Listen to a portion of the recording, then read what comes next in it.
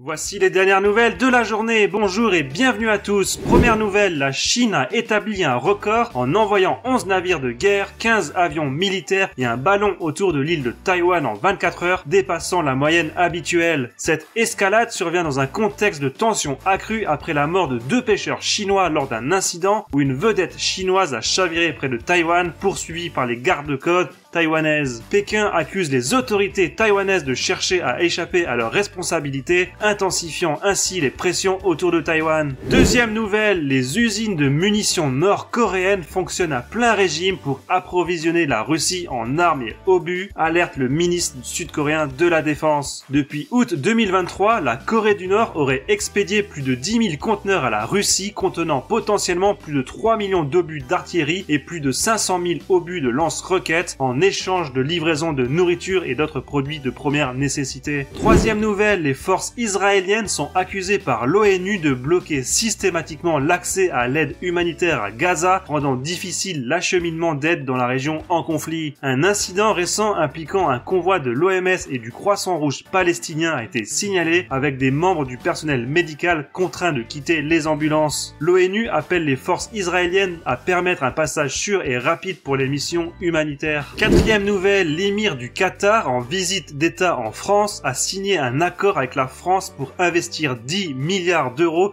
dans l'économie française d'ici 2030. Ces investissements couvriront des secteurs tels que la transition énergétique, les semi-conducteurs, l'aérospatiale, l'intelligence artificielle, le numérique, la santé et les industries de la culture. Cinquième nouvelle, la SNCF annonce un résultat net de 1,3 milliard d'euros pour 2023, marquant une troisième année consécutive de bénéfices. SNCF Voyageurs enregistre une hausse de 10,4% de son chiffre d'affaires, notamment due à l'augmentation de la fréquentation des TGV, mais fait face à des défis tels que le recul de la performance de Géodis et des pertes de 350 millions d'euros dues aux grèves. Sixième nouvelle, la mission de l'ONU en République démocratique du Congo, présente depuis 25 ans, commence son retrait du pays, voulu par les autorités congolaises. Le retrait se fera en 2 étapes, la première le 30 avril pour les militaires et policiers et la seconde le 30 juin pour sa composante civile, avec des préoccupations locales concernant un possible vide sécuritaire et des impacts économiques liés à la perte d'emplois associés à la base de la mission. Et enfin, dernière nouvelle, le maroilles, souvent moqué pour son odeur, a été élu fromage préféré des Français